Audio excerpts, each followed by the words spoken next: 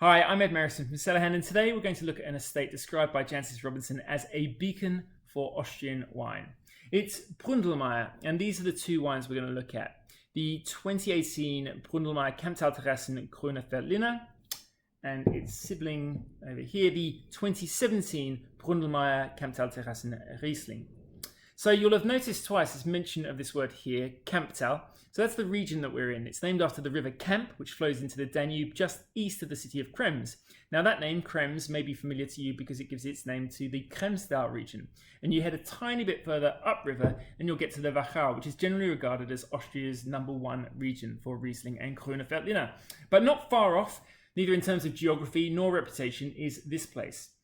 This is what the Oxford Companion to Wine has to say. Known also for its density of ambitious, environmentally conscious growers, Kamptal has benefited from vintner Willi Bründlmayer's status as a long-standing unofficial ambassador for Austrian wine. So yes, today's grower is a legend in his own right, but also one of those stars that has lit up the Austrian wine scene with his humility, generosity and brilliance. And that's perhaps, I think, one of the salient points when discussing Bründlmayer. To me, the warm-natured, well-mannered, cultured gentleman who's been at the helm here for 40 years, Willi Bründlmayer, reflects the pure class of the wines. They're confident but not showy, self-possessed. And it just so happens that with superb vineyards, some very old vines, certified organic viticulture and a really switched on, smart as a tack team, that calmness converts into quietly spectacular wines. Now, wine writer Stephen Brooke, in a Decanter magazine article earlier this month, put it, I think, soberly but pretty accurately. Large flagship estates are not necessarily always of the highest quality, but the Bründlmayer name on a label offers an assurance of quality ranging from very good to outstanding. And the wines that we're looking at today, more at that very good level. For outstanding, you can contemplate the likes of Grüner Veltliner from the Lamb Vineyard or Riesling from the Steinmassel and Heiligenstein sites. They really are mind-blowing. But let's just pull back a second and consider the context here. Austria is a place where 2/3 of the vineyard is planted to white varieties. Grüner Veltliner alone accounts for almost 1/3 of the total vineyard. Riesling, though equally revered in the country, covers a measly 4.3% of plantings. The Kamptal itself is 80% white, with Grüner the goddess with 50% of vineyard area. Riesling is just 10%. Go to Bründlmayer though, and that Riesling share jumps to 1/4 of plantings. Remember I said that nationwide share is just over 4%, while Grüner makes up 1/3 of the Bründlmayer estate. So that's about 60% of the domain devoted to these two varieties, and the rest being a mix of things, including Pinot Noir and even Cabernet Franc. Now this being Bründlmayer, everything is done seriously and seriously well, including perhaps the country's finest fizz.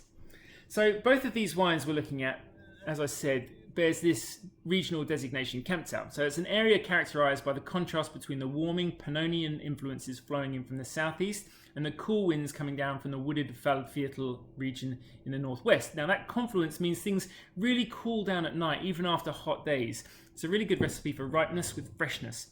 The long growing season in the Kamptal, they pick well into late autumn here, gives the grapes time to develop depth and intensity with good natural balance. So let's just have a look at the wines then. Well, we'll start with this, the Grüner Veltliner. So this is a blend of wines from relatively young vines sourced from different terraced vineyards at altitudes of 260 to 380 meters.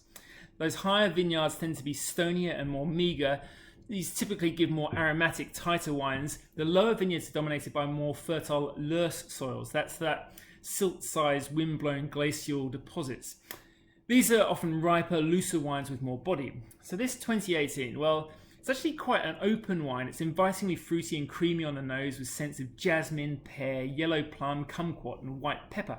On the palate, it's medium-bodied, fairly round and juicy, dripping with those fruits suggested by the nose. It shows that typical peppery zing from the word go, perhaps accentuated by the faintest tickle of spritz. And it's actually rather soft, but not without a stony quality. Finishes with juicy verve and satisfying persistence. There's some gentle cling and grapefruit tang with those lovely echoes of chamomile and mint, really freshening it up. And then onto the Riesling. So same story here, the mix of higher stony plantings and lower loess, but this time we're in 2017. Riesling's a more aromatic variety in Grüner, and true to form, this has lovely perfume leaping from the glass. It's got kaffir lime, basil, apricots, and this sense of clean, cool alpine air. In the mouth, it's bone dry, taut and spicy with lime and nectarine. It's pretty firm and linear with a marked impression of coolness and elegance. And I really enjoy the tension with this Riesling. There's a good dose of lime and lemon juiciness with a firm spine of acidity chasing it all the way through to a finish that's spicy, stony and zesty and instantly mouth-watering.